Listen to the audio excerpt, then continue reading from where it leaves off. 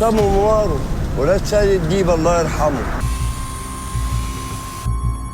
اخر خناقه قبل الحادثه. انا مش ذنب، من ذنب مين؟ مات اصله بيحس.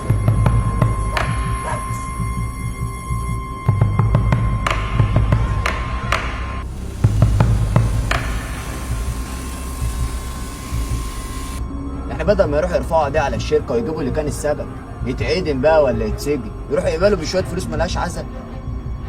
عايز نرجع زي الاول يا مارو؟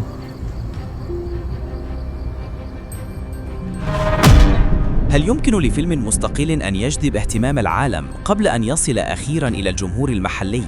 هذا ما حدث بالفعل مع فيلم المستعمرة للمخرج محمد رشاد، والذي يستعد الآن للعرض في سينما زاوية بوسط القاهرة يوم 8 إبريل، في خطوة ينتظرها الكثير من محبي السينما المستقلة بعد رحلة طويلة من المشاركات والنجاحات في المهرجانات الدولية. السينما العربية المستقلة غالباً ما تجد طريقها أولاً إلى المهرجانات العالمية قبل أن تصل إلى الجمهور المحلي، وهذا ما حدث مع فيلم المستعمرة. الفيلم جاء ضمن مبادرة تهدف إلى تقريب المسافة بين الأفلام العربية التي لاقت نجاحاً عالمياً وبين الجمهور في المنطقة، بحيث يتم عرض هذه الأعمال في قاعات السينما قبل وصولها إلى المنصات الرقمية. رحلة الفيلم بدأت من واحدة من أهم المحطات السينمائية في العالم، عندما شهد عرضه العالمي الأول في مهرجان برلين السينمائي الدولي في دورته 75. منذ تلك اللحظة بدأ اسم الفيلم يتردد في الأوساط السينمائية والنقدية، خاصة بعد الإشادة بالمعالجة الواقعية والإنسانية للقصة.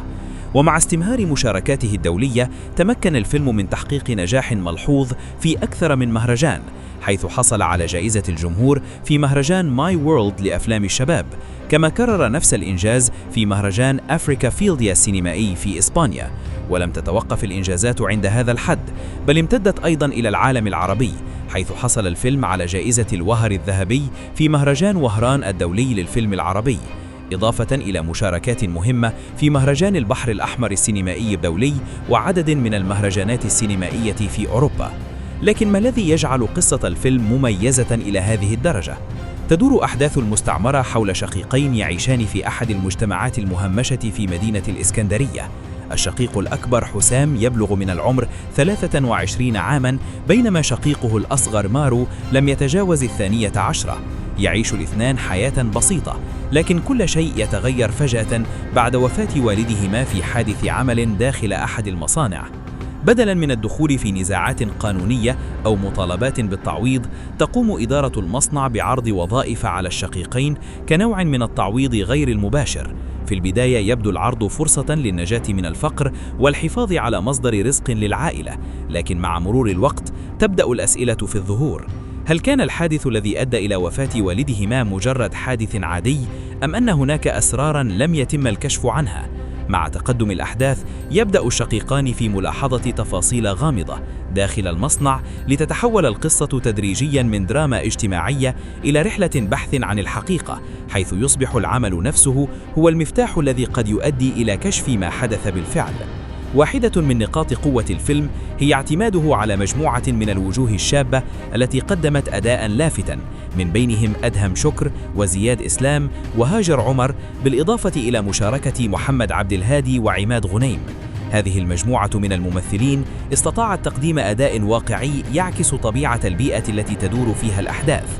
وعلى مستوى الصورة السينمائية، لعبت إدارة التصوير دورا مهما في نقل أجواء القصة، حيث تم تصوير المشاهد بطريقة تعكس القسوة التي يعيشها الأبطال، بينما جاء المونتاج ليحافظ على إيقاع التوتر الذي يرافق رحلة البحث عن الحقيقة. والمفاجأة التي تنتظر الجمهور في عرض سينما زاوية فهي أن العرض الأول لن يكون مجرد مشاهدة للفيلم فقط، بل سيتبعه أيضا لقاء مفتوح مع صناع العمل. هذه الندوة تمنح الجمهور فرصة نادرة للتفاعل المباشر مع المخرج وفريق العمل، والتعرف على كواليس صناعة الفيلم والتحديات التي واجهتهم أثناء الإنتاج. هذا النوع من اللقاءات عادة ما يكون مهما لعشاق السينما، لأنه يكشف تفاصيل قد لا تظهر على الشاشة، مثل كيفية تطوير الفكرة والظروف التي تم فيها تصوير الفيلم والرسائل التي أراد صناع العمل إيصالها للجمهور.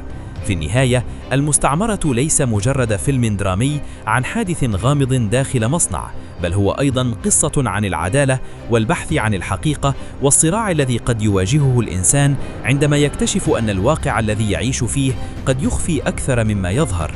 وبعد جولة عالمية طويلة ونجاحات في عدة مهرجانات، يصل الفيلم أخيراً إلى الجمهور المحلي، ليحصل المشاهد على فرصة لاكتشاف هذا العمل الذي أثار اهتمام النقاد والجمهور في مختلف أنحاء العالم. إذا كنت من محبي السينما الواقعية والقصص الإنسانية التي تحمل الكثير من الأسئلة، فقد يكون المستعمرة واحداً من الأفلام التي تستحق أن تكون على قائمة مشاهداتك القادمة. وفي رأيك، هل الأفلام المستقلة أصبحت قادرة على منافسة الإنتاجات الكبيرة، أم أن جمهورها سيظل محدوداً؟ شاركنا رأيك في التعليقات.